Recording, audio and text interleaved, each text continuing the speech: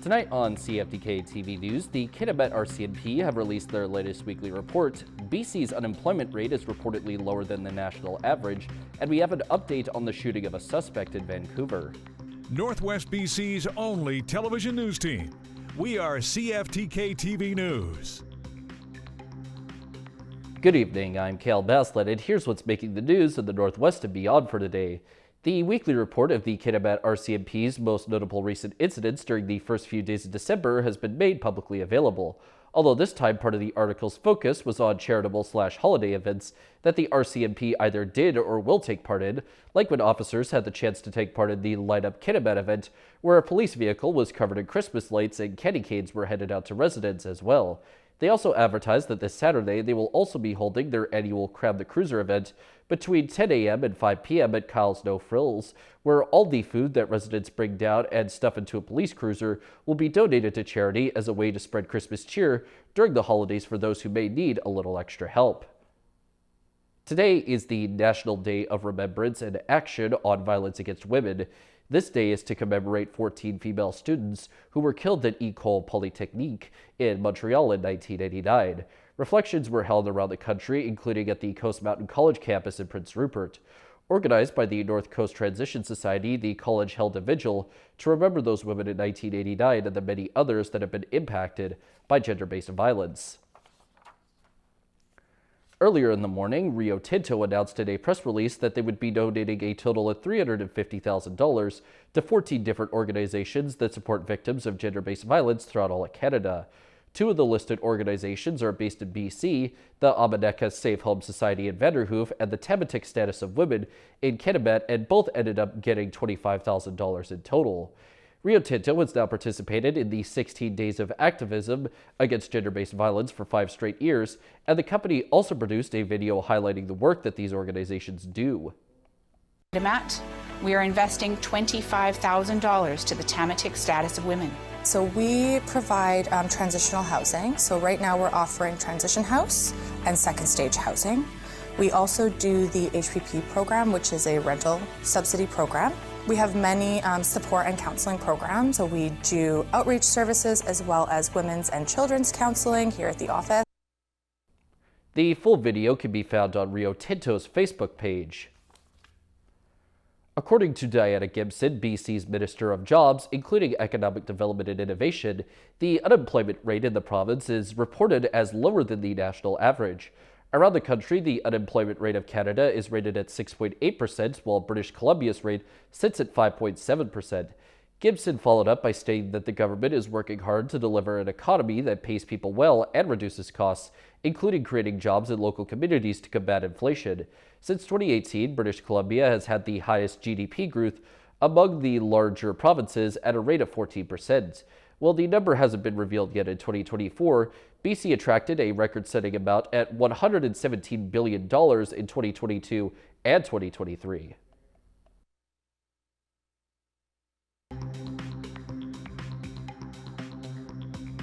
Coming up next, a dog's discovery might be the key to solving a missing case. Welcome back. Just steps from BC Place, where Taylor Swift is set to perform this weekend, business owners are still reeling from a deadly crime scene at a 7-Eleven. A stabbing suspect is dead after being shot by the police at Robson and Hamilton. As CTV's Yasmin Gander reports that despite the police reassuring the public that they're safe, there's a lot of fear in the community, and a warning, there is some graphic content to this story.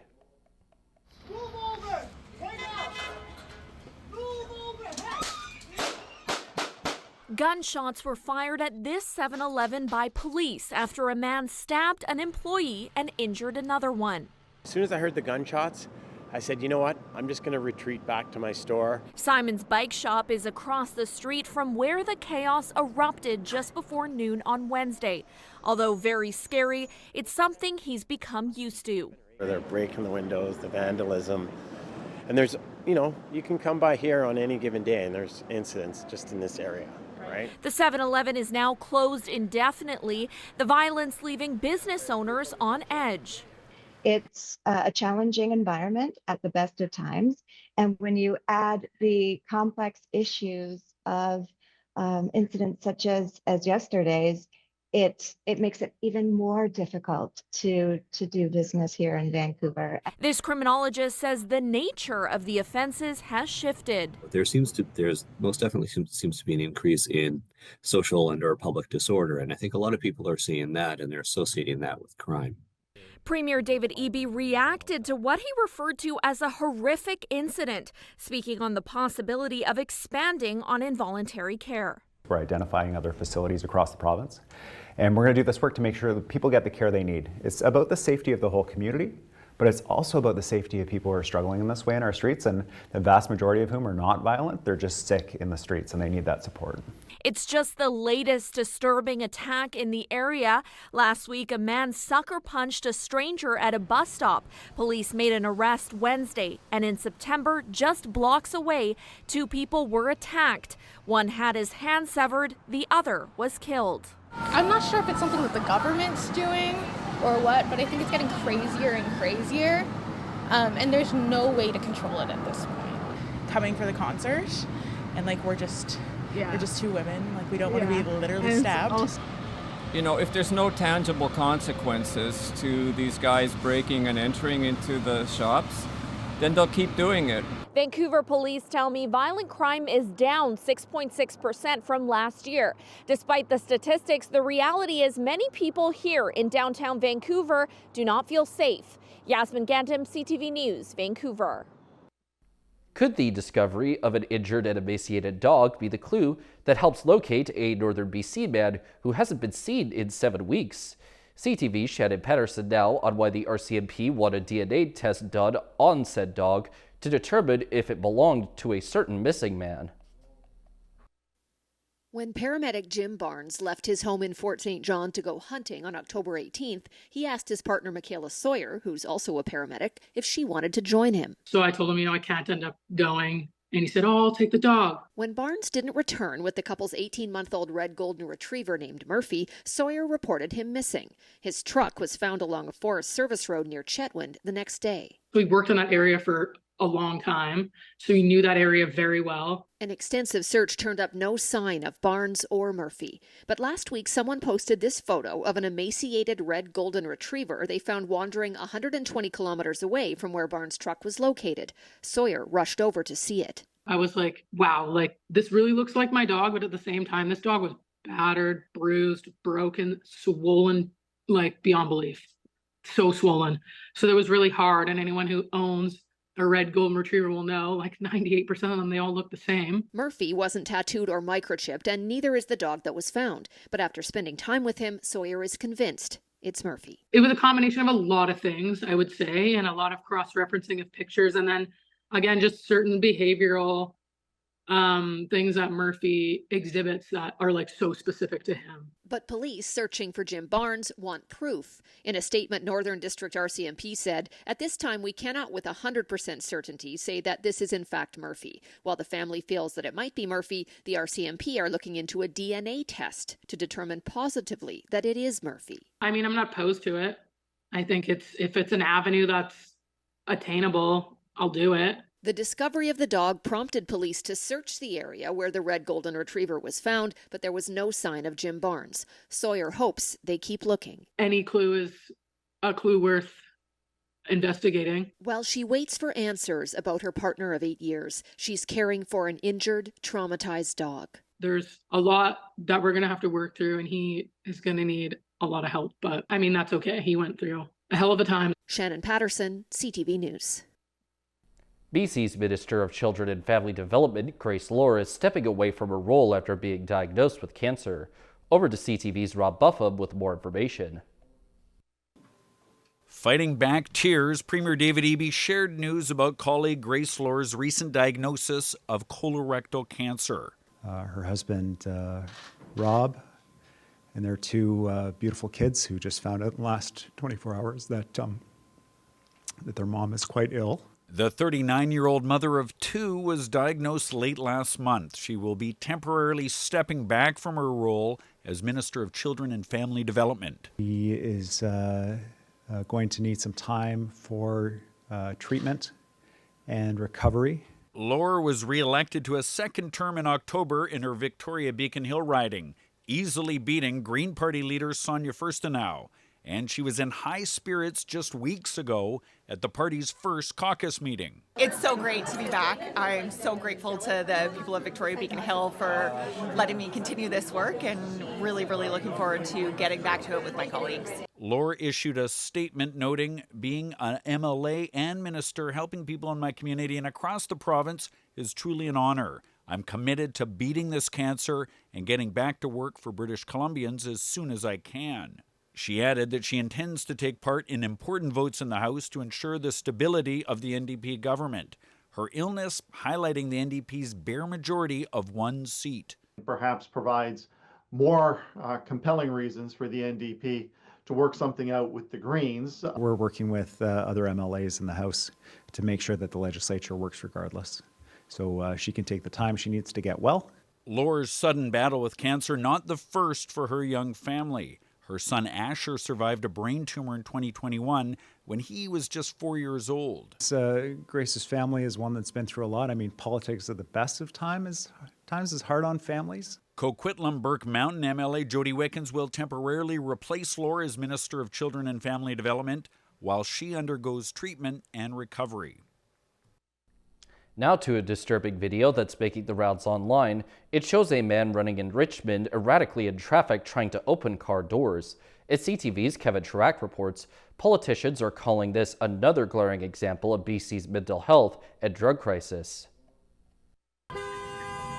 Video shows a man dangerously weaving through traffic at Ackroyd and Number 3 Road, struggling to stay on his feet. Another angle shows two people attempt to help the man who continues running and then tries to open the doors of oncoming vehicles. We should be very concerned, but we shouldn't be surprised. Richmond City Councillor Cash Heed says scenes like this have become more common in Metro Vancouver, and Richmond is no exception.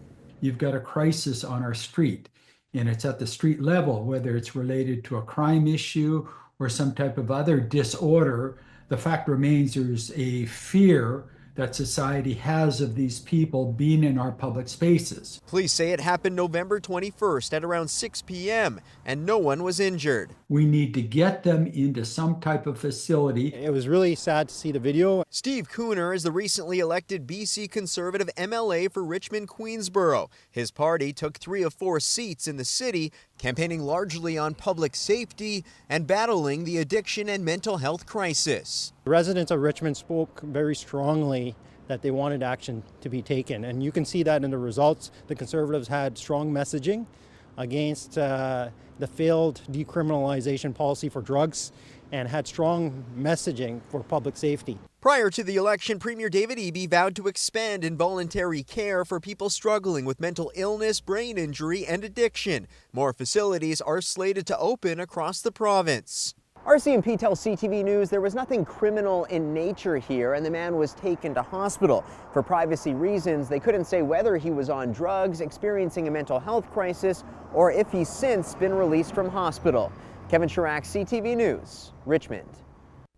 Turning to tonight's weather, the north coast will see some rain and a low of 7 degrees. The Terrace-Kitimat area should deal with a chance of showers at a low at 6 degrees. And the Bulkley Valley and Lakes District will more than likely see rain and or flurries, while their low sits at 1 degree. On the north coast, the week for them will get a mixed sunny and cloudy day and then rain the rest of the time, while the high shifts from 8 to 6 degrees.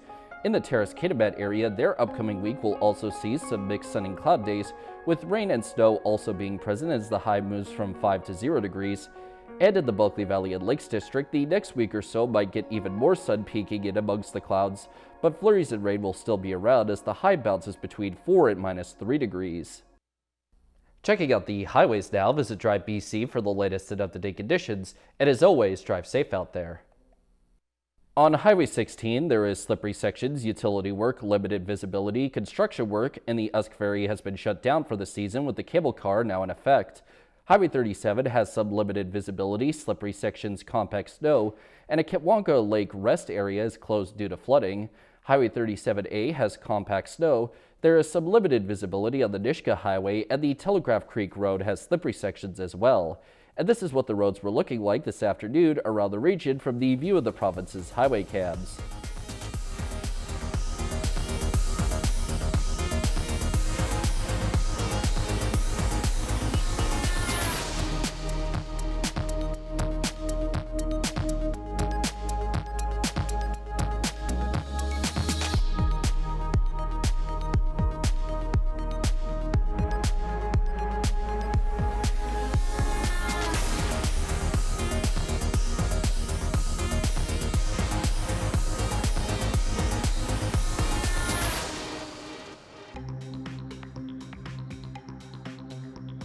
Still to come, a manhunt is in full force after the shooting of a healthcare executive. Welcome back. The New York Police Department have launched a massive manhunt in search of a killer. A healthcare executive for one of the biggest insurers in all of America was shot in front of a New York hotel in what the police are calling a targeted attack. The NYPD has released some new pictures and hope that it will be a turning point in their investigation. With more on this incident, we turn over to CTV's Joy Malbon. Unmasked and smiling, police released new photos of a person of interest seen at a New York hostel where they believe the suspected gunman was staying. In this disturbing video, a masked man takes aim, shooting Brian Thompson, a healthcare executive, in the back and leg. A brazen attack outside a New York hotel yesterday morning. Police say the gunman had been waiting for his target for several minutes. Every indication is that this was a premeditated, pre-planned, targeted attack. Another chilling clue. Investigators found bullet casings from the gun with the words delay and depose etched on them. Could it be a motive or a message to insurance companies who don't pay health claims? We're reaching out to law enforcement in Minnesota, and we're also interviewing his co-workers and family members to see if there have been any specific threats against him in the past. Thompson's wife Paulette told NBC her husband had recently received threats but didn't elaborate, telling a reporter her family is shattered. Brian was a wonderful person with a big heart and who lived life to the fullest. The suspect was spotted before the shooting at a local Starbucks and was last seen on an e-bike disappearing into Central Park.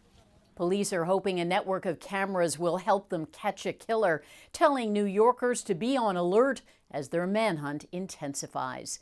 Joy Malbon, CTV News, Washington. The new year will not be bringing more affordable groceries, according to the latest Canada Food Price Report. In 2025, a family of 4 is expected to spend an extra $800 at the supermarket. CTV's Paul Hollingsworth explains which of the products will be more expensive and the reasons that is the case. Shoppers say groceries are expensive, and the idea of more price hikes is hard to swallow. Prices are rising and nothing really seems to be declining. No. Shouldn't be that much. But shoppers should brace themselves for even more bad news. According to Canada's Food Price Report, the cost of groceries will rise as much as 5% in 2025, outpacing the Bank of Canada's target inflation rate of 2%. A family of 4 will spend close to $17,000 on food next year, an extra $801 compared to 2024. Bakery items, dairy products, and fruit will rise between 1 and 4%. Meat prices will jump as much as 6%. Vegetables and restaurant meals could see a 5% hike. Sylvain Charlebois says some of these increases were predictable based on the current economic climate. Vegetables are likely to be impacted by a lower dollar versus the American dollar. We import a lot of vegetables from outside our country, unfortunately. The news may sound bleak, but there are ways for savvy shoppers to get some financial relief. The one thing I would suggest to your viewers right now is to look for loyalty programs. Charlebois says those programs offer more savings than ever as grocery chains look to attract repeat customers. President-elect Donald Trump's threat to impose 25% tariffs on Canada could further weaken the loonie and drive up prices for food importers, which could cause even more inflation in the future. Paul Hollingsworth, CTV News, Halifax. And now we turn our attention to how the stock markets are looking as of today compared to yesterday. The Canadian dollar is down half a cent. The price of gold is up $11.20. Oil is down $1.10. Natural gas remained the same as yesterday. Aluminum is up $37.50. In Toronto, the TSX is up 11.76 points. The Venture Index is up 1.93. In New York, the Dow Jones is down 123.19, and Nasdaq is up 159.05. Still ahead are some tips on how to protect yourself from porch pirates. Welcome back. The popularity of online shopping means that a lot of packages will be left on doorsteps this holiday season. And as the deliveries ramp up, experts are warning consumers about package theft, saying that it's important to be vigilant. ABC's Jacqueline Lee has the details on how to best protect against those Grinches trying to steal Christmas. 'Tis the season for deliveries. The arrival of a package you've been waiting for is exciting, but those feelings can quickly turn to disappointment if the box is gone before you get to it. And while package theft is a year-round concern, experts say the holiday season is a time to be more vigilant. We're seeing, of course, the holiday sales and an increase in online shopping, thinking about the packages and gifts, even decor that's being delivered to your home. Deja Milden at CNET says there are steps you can take to prevent packages from being stolen from your doorstep, like tracking the status of your purchase from shipment to delivery and requiring a signature. Consider setting up a video doorbell camera with package detection. So most doorbell cameras can detect people and pets. You're going to want to look for one that actually detects packages so you can see within a certain distance once it has arrived. You can keep an eye on it, but more importantly, if that package moves, you get a notification. Make sure your camera has a storage plan, so in addition to live video, you can access saved footage days later. If you know you won't be home, try asking a trustworthy neighbor to grab your package or putting a lockbox outside your door. It's about the size of a trash can. It has just enough space for the carrier to put your package in there for it to be stored safely. And although it might not be as convenient, you can have your item delivered to a pickup location or nearby store. Especially if your package is a little bit more on the expensive end. If you're looking at maybe getting a new iPad, consider having that shipped directly to Apple and you can pick it up from the store. If you are a victim of package theft, inform law enforcement as soon as you can and alert your neighbors. You may be able to get a replacement or get your money back by contacting the retailer or your credit card company. Jacqueline Lee, ABC News, Los Angeles. The HMCS Vancouver has completed its 6-month deployment to the Indo-Pacific region under 2 operations. That includes Operation Horizon, Canada's mission to promote peace and stability in the Indo-Pacific region, as well as Operation Neon, a multinational effort to support the implementation of the United Nations sanctions imposed against North Korea. The ship and crew returned to its home port of Esquimalt after 6 exercises with partner and allied forces along on their voyage. The Halifax-class Canadian patrol frigate had a crew of around 240 Royal Canadian Navy sailors and Royal Canadian Air Force aviators. That is all of our news for now. From all of us here at CFTK-TV News, I'm Cale Maslin, and thank you for watching. We will see you next time.